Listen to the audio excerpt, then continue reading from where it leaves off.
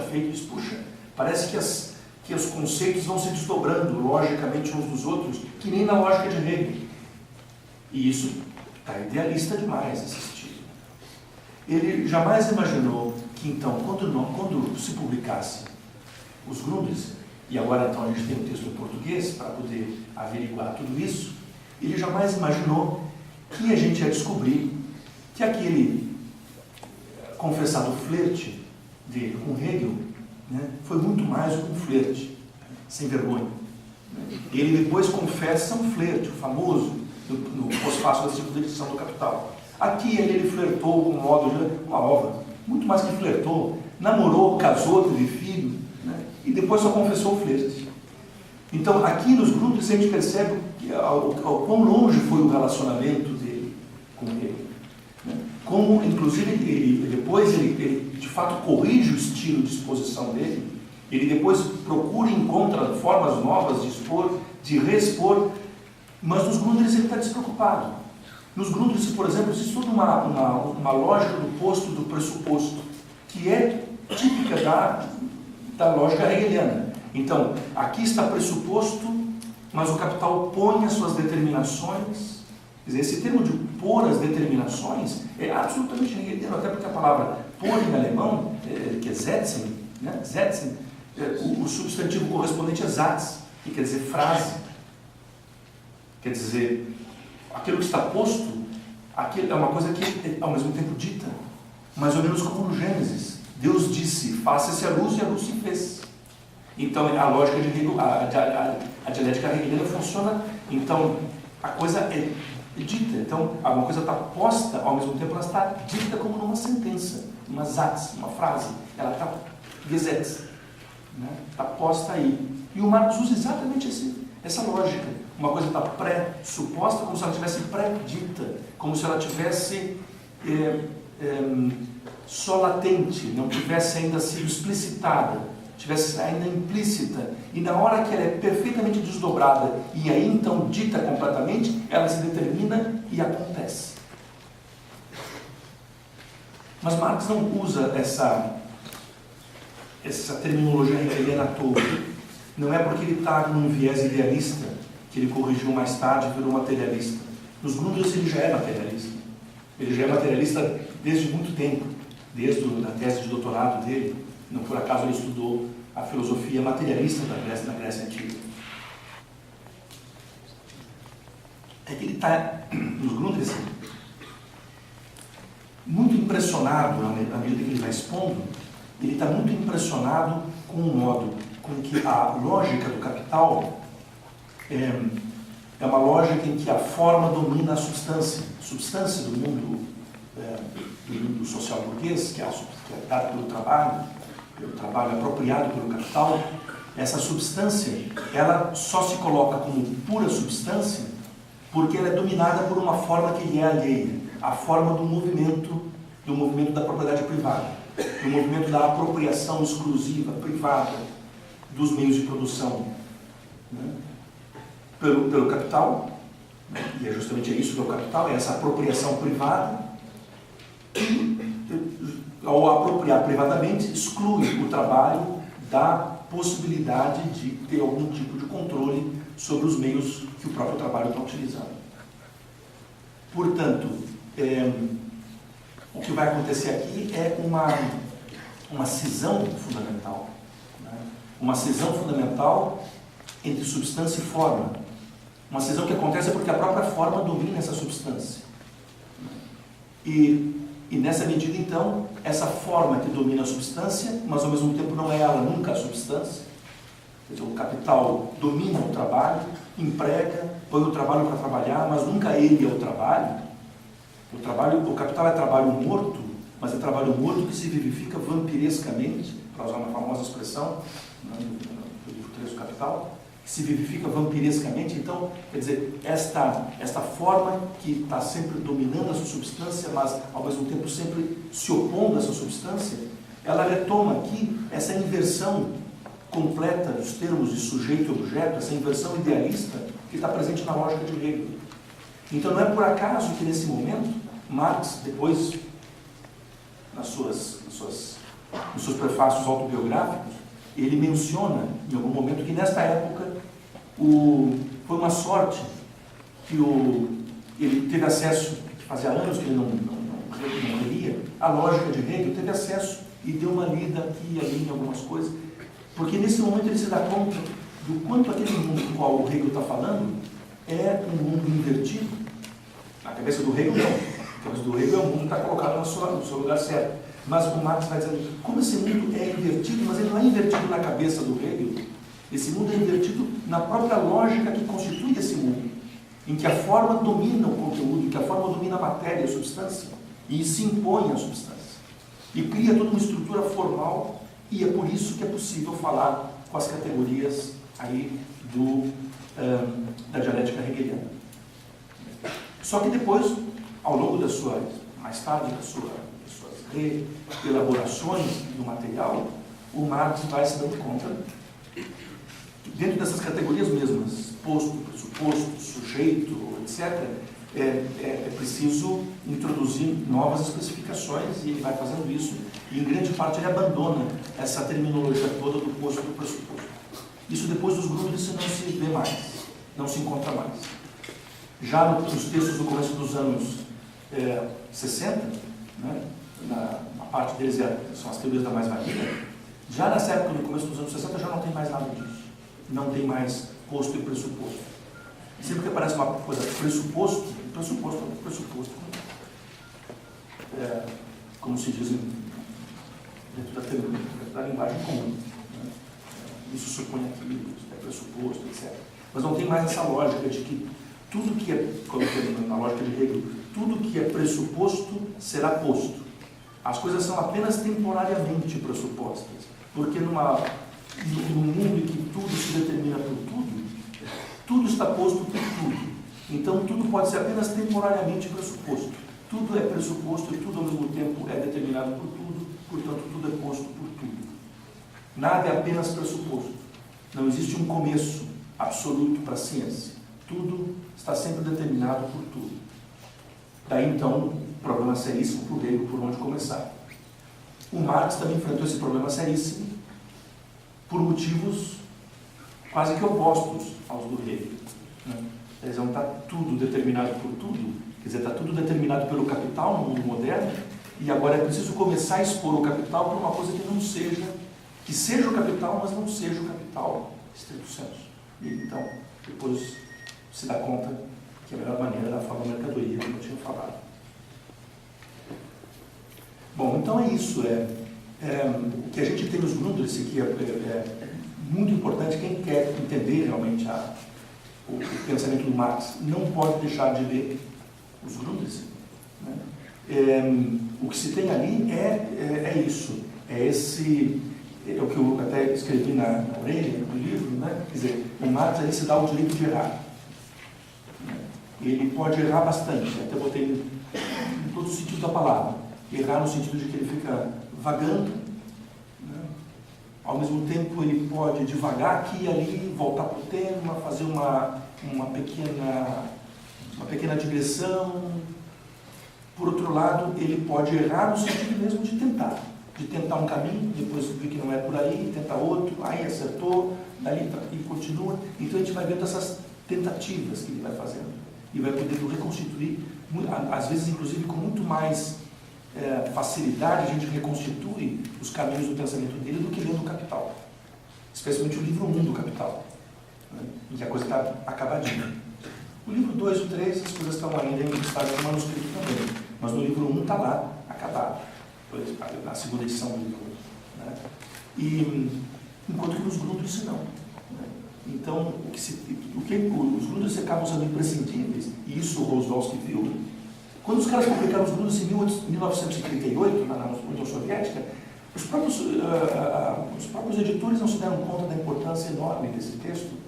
E quem se deu conta disso foi lá o Rosdolsky, que estava autoexilado, de certa maneira, em Detroit, e teve acesso a esse texto na biblioteca pública, um texto em alemão. Quase ninguém podia ler em alemão ali, ele teve certa vantagem de poder pegar o texto ao tempo que quisesse, escrever na mão, e ficou 10 anos estudando o livro, E aí, nos anos 60, ele publica o Gênesis e Estrutura. Então, ele se dá conta do que ele tem na mão, que material ele tem na mão. Ele tem o make-off do Capital de Marx. A primeira versão do Capital de Marx. Então, isso é de uma importância enorme. E ele, Rosdolsky, se aproveitou disso. Ele descobre alguns conceitos que depois não estão tão claros mais tarde, como, por exemplo, o famoso par conceitual de capital em geral e capital na sua multiplicidade. Quer dizer, com esse conceito de capital em geral, o Rosdolsky já matou ali uma boa parte dos debates que houve no marxismo no começo do século XX, esclarecendo aí questões sobre a arquitetônica, inclusive, do capital. No fundo, é o que está preocupando ele. Bom, enfim, é isso. Eu comecei a falar, mas eu vou interromper por aqui, passar a palavra de volta para a coordenação e aí esperar as questões de vocês. Eu deixei várias coisas no ar ali e quero depois ouvir as questões e os comentários de vocês. Obrigado.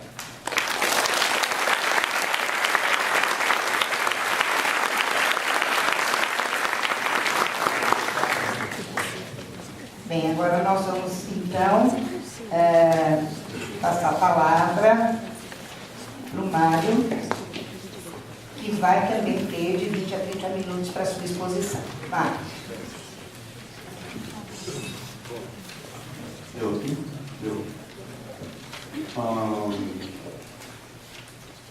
Bom, rapidamente eu queria falar, a gente combinou que ia falar bem rápido para abrir para questões e objeções, enfim. Mas eu queria primeiro falar sobre a ideia dos Grundrisse foi de uma colega do departamento de Economia da UF, Alice Werner, que faleceu, e ela me convidou para ser um mitarbeiter, para trabalhar com ela. O alemão dela era o alemão de um alemão, e o meu alemão era alemão de... enfim.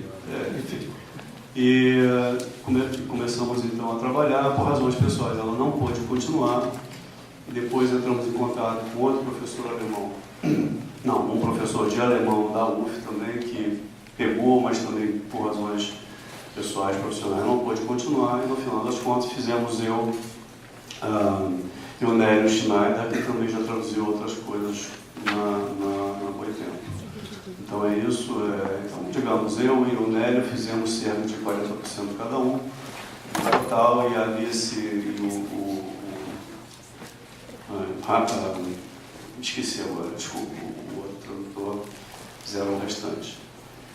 Então foi isso que aconteceu, e a revisão técnica ficou meu critério, sob minha responsabilidade. Evidentemente eu contei com a ajuda de vários colegas, consultas, mais valia, enfim, eliminada do vocabulário, eu espero, né? Então eu consultei vários colegas que trabalham na área, marxistas e tal.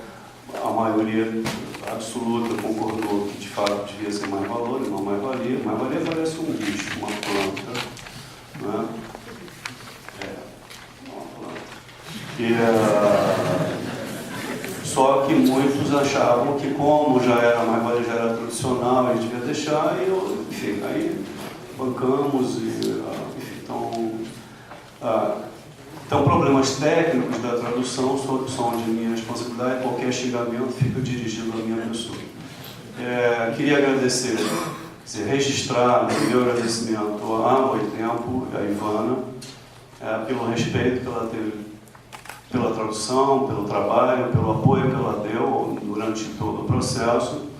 A Bibiana, que ela fez aquela coisa espirituosa, que ajudou no processo de copidescagem, ajudou muito, sem ela teria sido impossível, e a Mariana, a Mariana fez o quê? Fez a copidescagem propriamente dita, as duas, então eu queria deixar registrado esse agradecimento, e outros colegas que também, durante o processo, esclareceram dúvidas, enfim.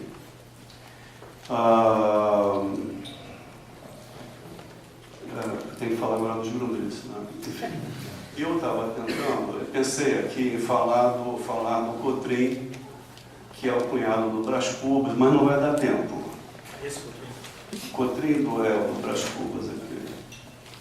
Mas não vai dar tempo. Então eu gostaria de só selecionar alguns pedaços de um texto que eu fiz, e parece que vai sair na margem esquerda, fiquei sabendo, queria selecionar só uns trechos, não vou fazer uma abordagem assim mais geral como fez o Jorge, e queria fazer uma provocação a partir dessa coleção de trechos de um determinado momento, logo inicial. O Marx começa fazendo crítica ao Raymond, que é um proudhoniano, então erra um monte de conta, e fica irritado com aquelas contas todas, e manda aquelas contas para o Hayek as partam.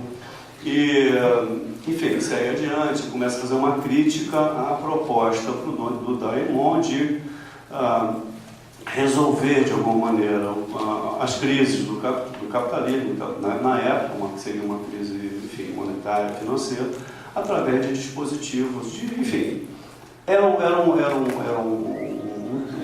proposta, uma avaliação, uma abordagem propositiva. O Marx faz uma crítica interna daquilo, uma crítica imanente, etc. No final das contas, eu acho que ele se enche um pouco, mostra que aquilo é um absurdo. No final das contas, a proposta do Raymond se resolvia num bônus horário. O dinheiro seria um bônus horário. Você trabalhou 10 horas, ganhava um ticket de 10 horas, gastava 10 horas.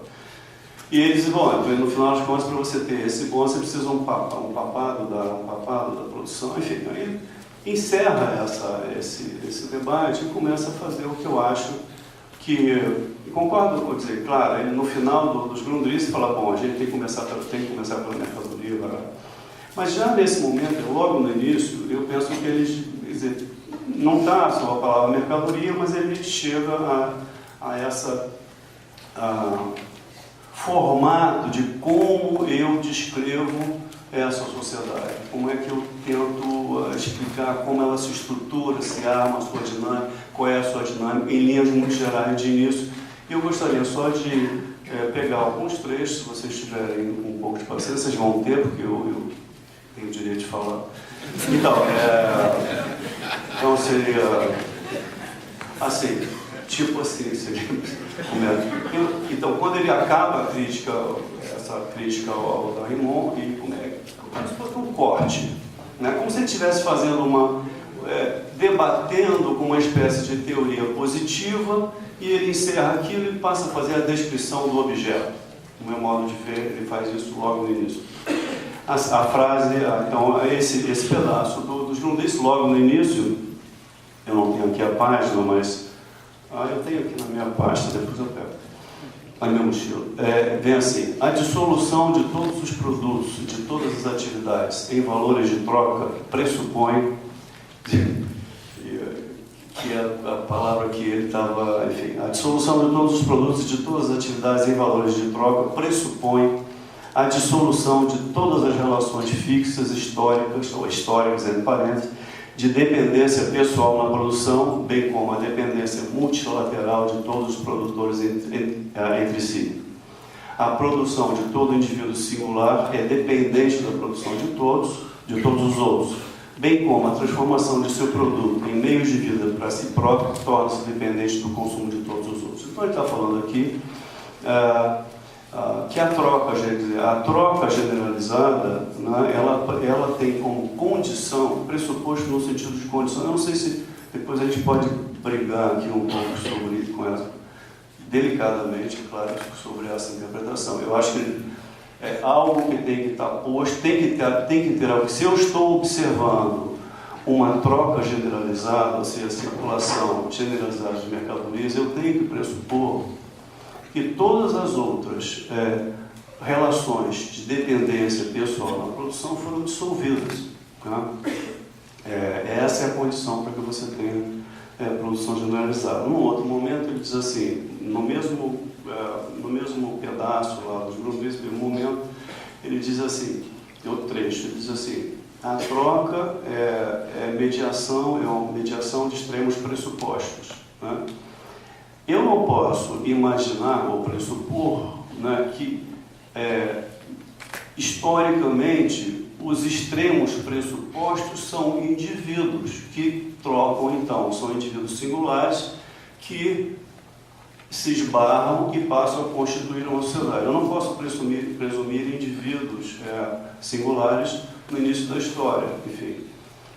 Portanto, se a troca é mediação de extremos pressupostos, quando ela se generaliza, ela tem que dissolver esses extremos pressupostos que eram outros modos de produção, outras formações socioeconômicas, outras maneiras de outras organizações, formas de organização do trabalho, que não eram estruturadas por meio da troca, certo?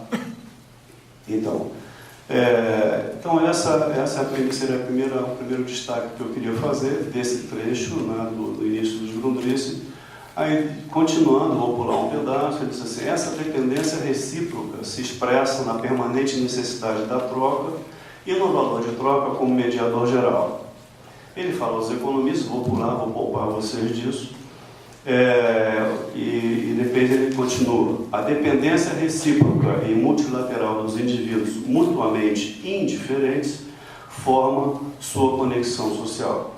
Essa conexão é expressa no valor de troca, e somente no qual, para cada indivíduo, sua atividade própria ou seu produto devém uma atividade ou um produto para si. O indivíduo tem de produzir um produto universal, o valor de troca, ou este último, por si isolado, individualizado, dinheiro. De outro lado, o poder que cada indivíduo exerce sobre a atividade dos outros ou sobre as riquezas sociais existe nele como proprietário de valores de troca de dinheiro. Seu poder social, assim como seu nexo com a sociedade, ele, o indivíduo, traz consigo no bolso. Essa é uma passagem que muita gente conhece, então eu estou aqui meio chovendo no molhado. Outro pedaço, estou pulando coisas, vai dizer. Depois eu vou tentar fazer alguma coisa minha, tá certo? O caráter social da atividade, assim como a forma social do produto e a participação do indivíduo na produção, aparecem aqui, frente aos indivíduos, como algo estranho, como coisa, não como sua conduta recíproca, mas como sua subordinação a relações que existem independentemente deles e que nascem do entrechoque de indivíduos indiferentes entre si.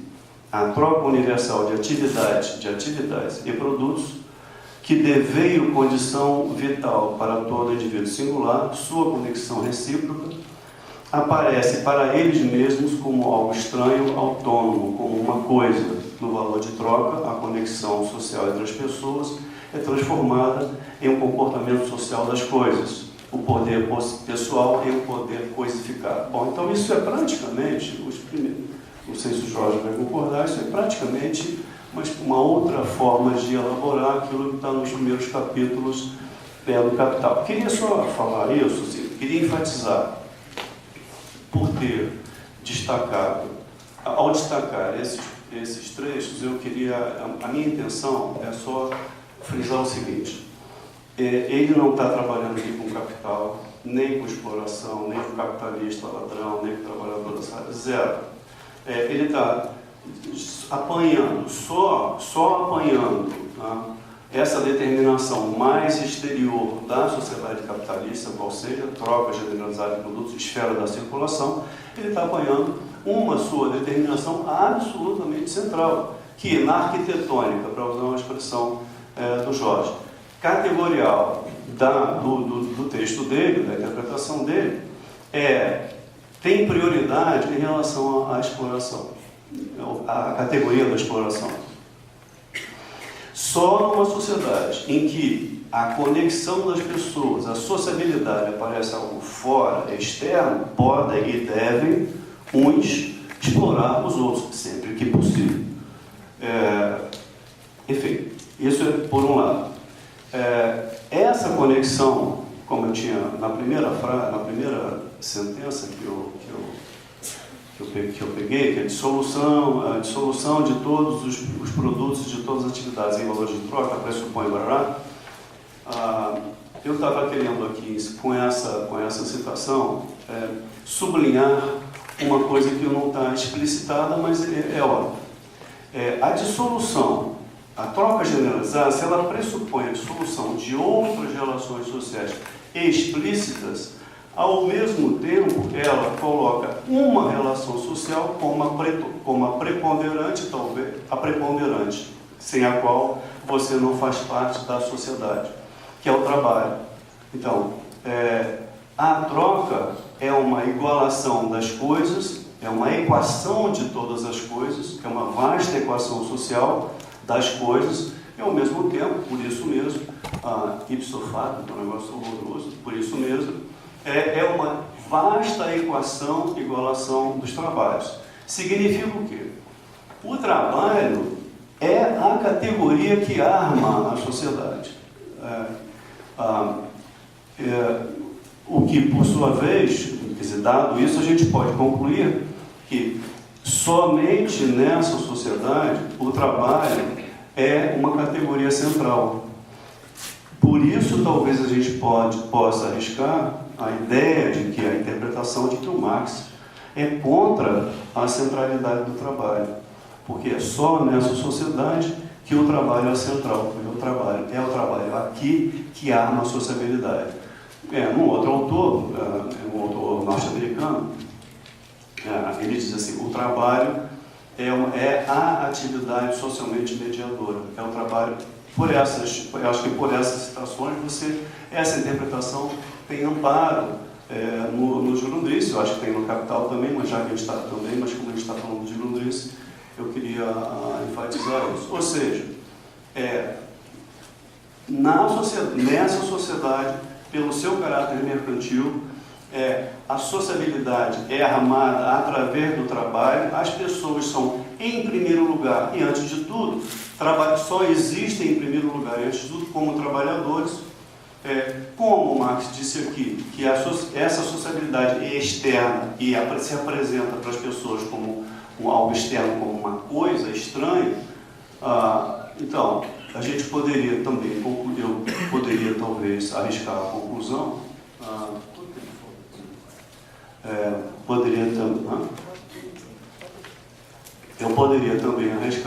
gente poderia talvez arriscar a conclusão interpretativa, a interpretação, de que, apesar de o trabalho ser a categoria central, nós sermos organizados, reduzidos a meros trabalhadores nessa formação socioeconômica, o trabalho para nós não tem sentido. O nosso trabalho não tem sentido, porque o produto do nosso trabalho, nós estamos subordinados, como lembrou o Grispan, nós estamos subordinados à dinâmica do trabalho morto, do nosso trabalho cristalizado sob a forma de valor que se autoexpande, a capital. Então, apesar de o trabalho ser a categoria central, o trabalho não tem sentido para os sujeitos, para nenhum dos sujeitos.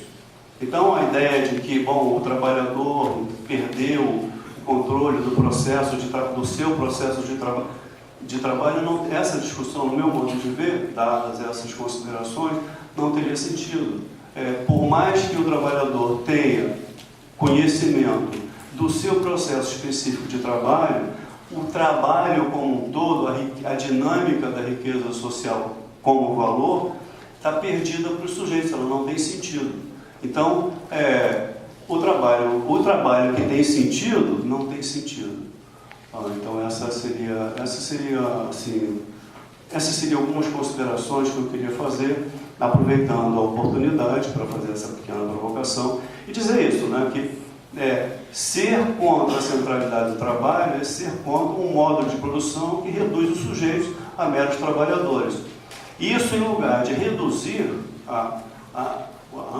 o alcance da teoria crítica de Marx, amplia, porque isso significa que todos nós sejamos nós trabalhadores, materiais, todas essas nomenclaturas, todos nós estamos subordinados a essa dinâmica, a dinâmica do trabalho morto, não é?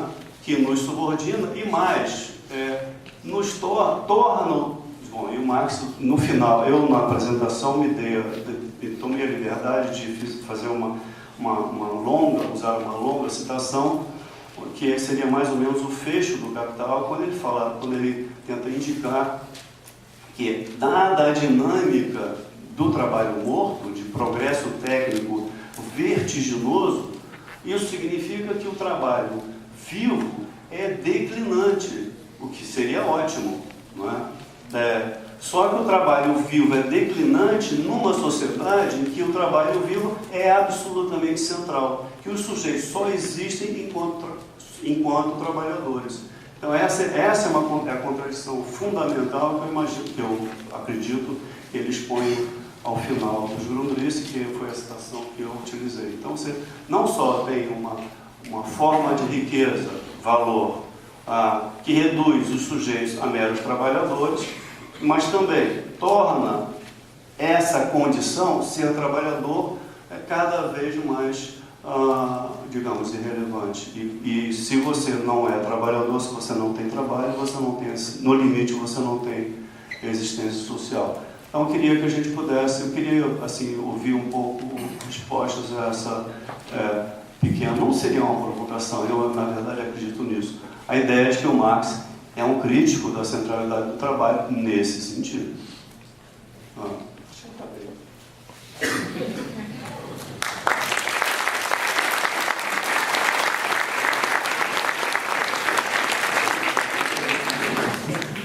disse que eu só comecei.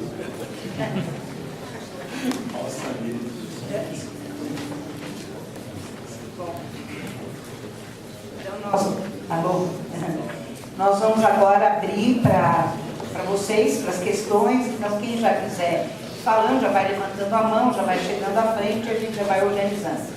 Se apresentando, vindo para cá porque está sendo gravado. Então, tem que falar daqui, porque está sendo gravado para todo mundo ouvir. Deixa se dar. Boa noite, meu nome é Rogério, sou professor aqui da casa, sou de português,